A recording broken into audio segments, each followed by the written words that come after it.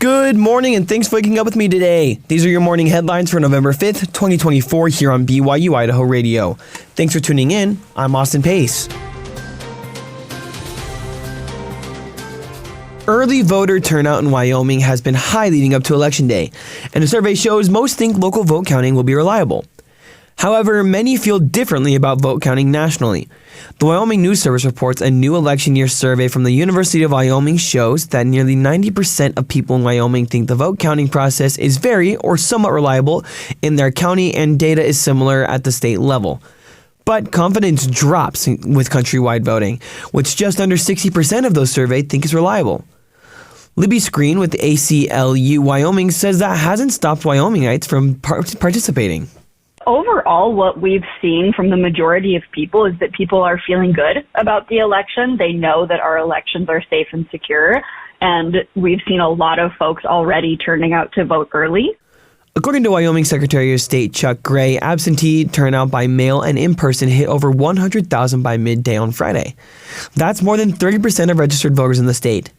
Wyoming voter information is available to letsvotewyo.org. Screen says voters shouldn't expect any hiccups on Election Day, but if issues come up or a voter has questions, a National Election Protection Hotline is available. That hotline is for use for anyone who might be experiencing issues or having questions at the polls. It will connect you with people live who can help walk you through your rights and answer questions for you. To reach out to the hotline, voters can dial 866-OUR-VOTE. Gas prices in the Gem State have dropped 9 cents from last week, and even more in some places, like Boise, where they've dropped an average of 12 cents. The state average is now $3.28 a gallon, which is 19 cents lower than a month ago. We're still above the national average of $3.10. Idaho is also ranked 8th in the country for the most expensive fuel. Matthew Condi with AAA Idaho says the cost of crude oil dipped below $70 a barrel, which is why prices have dropped at the pump. He cautions that tensions in the Middle East could affect prices if they escalate. Right now, the average prices of gas around the state include $3.40 in Rexburg, $3.10 in Idaho Falls, and $3.31 in Pocatello. Election Day is today, and resources are available for people who might face challenges at the polls in Idaho. The Northern Rockies News Service reports the ACLU of Idaho has created a guide for people who are unsure about their voting rights, such as transgender people, people with criminal convictions, and people experiencing homelessness. Rebecca De Leon with the organization says it creates a new guide every year to reflect changes in the law. She says there are some big changes this year.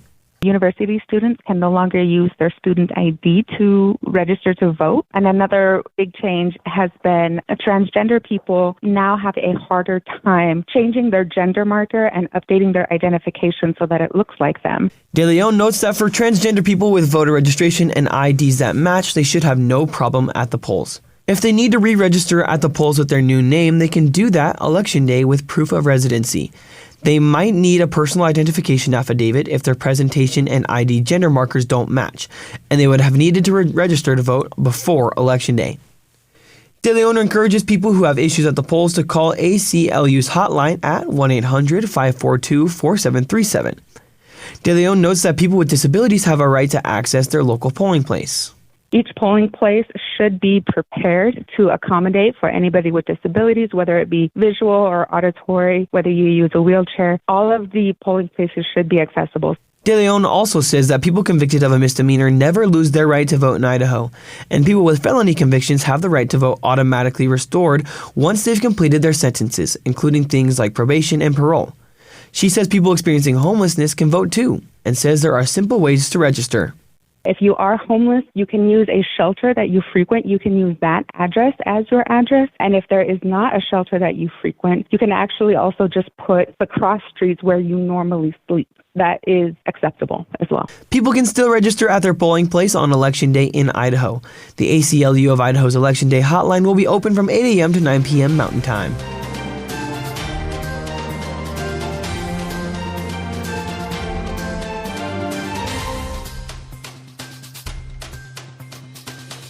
Thanks for making us part of your morning routine. These have been your morning headlines for November 5th, 2024.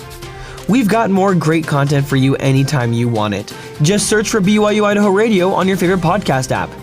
You can also ask your smart speaker to play KBYI 94.3 FM. We're also online. Head on over to byui.edu/radio to listen there. For BYU Idaho Radio, I'm Austin Pace.